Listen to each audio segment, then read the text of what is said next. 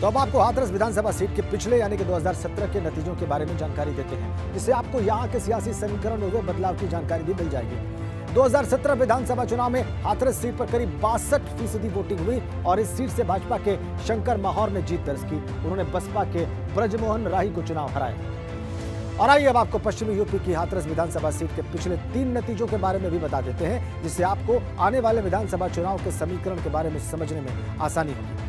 2007 में हाथरस विधानसभा सीट पर बसपा के रामवीर उपाध्याय की जीत दर्ज हुई, तो इलाके के कद्दावर नेताओं में वो गिने जाते हैं। 2012 में इस सीट से बसपा के गेंदाराम चौधरी विधायक बने। उन्हें आरक्षित सीट होने के बाद बसपा ने अपना उम्मीदवार बनाया था। और 2017 में समीकरण बदले तो इस सीट से भाजपा के हरिशंकर माहौर विधायक बन गए।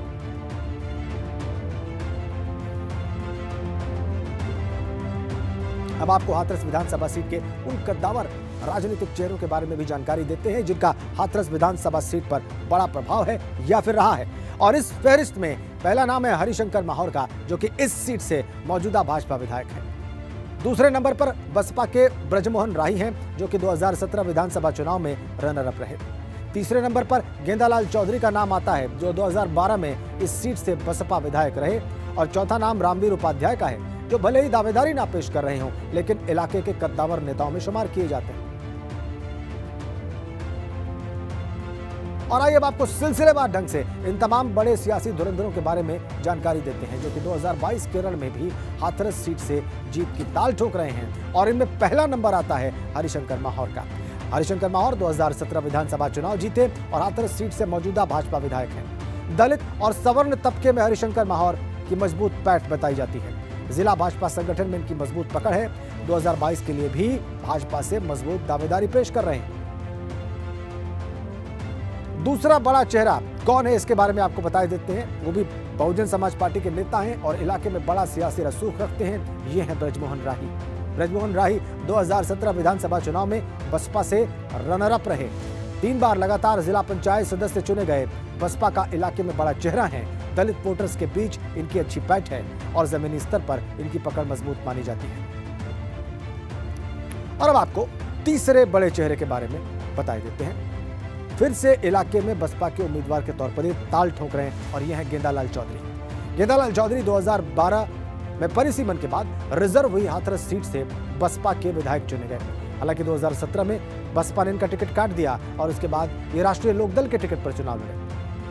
2020 में फिर से गेंदालाल चौधरी तमाम कार्यकर्ताओं के साथ राष्ट्रीय लोकदल से बहुजन समाज पार्टी में वापस आ गए हैं। चौथा बड़ा चेहरा, ये भी सियासी रसूख रखते हैं। इनका नाम है रामवीर उपाध्याय। बहुजन समाज पार्टी के ही हैं। रामवीर उपाध्याय हाथरस की सादाबाद सीट के मौजूदा बसपा विधायक हैं। 2012 के परिसीमन से पहले वो इस सीट पर लगातार 3 बार बहुजन समाज पार्टी से विधायक रहे। मायावती सरकार में कैबिनेट मंत्री रहे हैं। इलाके के हर तबके में रामवीर उपाध्याय की मजबूत पैठ है। कद्दावर नेता के तौर पर इनकी यहाँ पर गिनती होती है। अब सीधा रुख करते हैं अपने पश्चिमी यूपी के जानकार और वरिष्ठ पत्रकार रवि अरोड़ा जी का। सर, हाथरस सीट बसपा का पारंपरिक गढ़ रही है, लेकिन अब इस पर भाजपा का कब्जा है। 2022 के चुनाव में आप इस पर किसका पलड़ा भारी देख रहे हैं सर?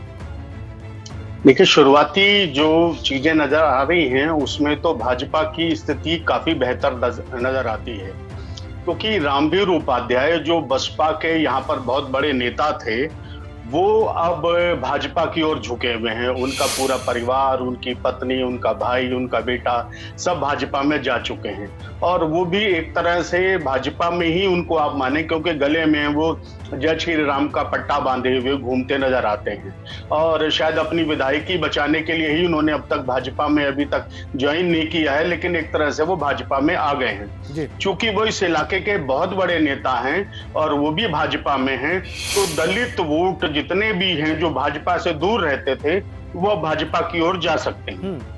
आपने बहुत ही महत्वपूर्ण बात कही सर। अब आपको हाथरस विधानसभा सीट के उन मुद्दों के बारे में भी जानकारी देते हैं जो कि आने वाले विधानसभा चुनाव के लिए बहुत अहम साबित हो सकते हैं। हाथरस का पहला बड़ा मुद्दा है औद्योगिक विकास। आजादी के पहले यहाँ पर उद्योग धंधों की भरमार थी, लेकिन बाद में हालात ढाक के 3 पात जैसे हो गए। दूसरा बड़ा मुद्दा खारे पानी का है। कई गांव ऐसे हैं जहां पर खारा पानी लोगों के लिए मुसीबत का सबब बना हुआ है।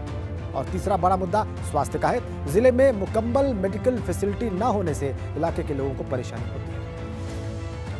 और भाजपा सदर सीट से भाजपा विधायक हरिशंकर माहौर का दावा है कि उनके विधायक बनने के बाद गुंडागर्दी यहां पर खत्म हो गई है।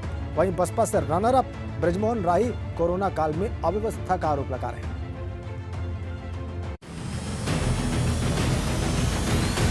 मैंने वायदा किया था कि मेरे विधायक बनने के बाद कोई भी चौथुआई नहीं होगी, कोई गुंडागर्दी नहीं होगी, कोई किसी प्रकार की वैश्य परिवारों में व्यापारियों का कोई उत्पीड़न नहीं होगा और मेरे विधायक बनने के बाद आज तक कोई उत्पीड़न नहीं होने दिया है। यहाँ पर ना तो सड़क है, ना कोई खंजा है, ना कोई पानी की व्यवस्था है। और कोरोना काल में आपने देखा होगा कि सबसे बड़ी समस्या थी वो थी ऑक्सीजन की।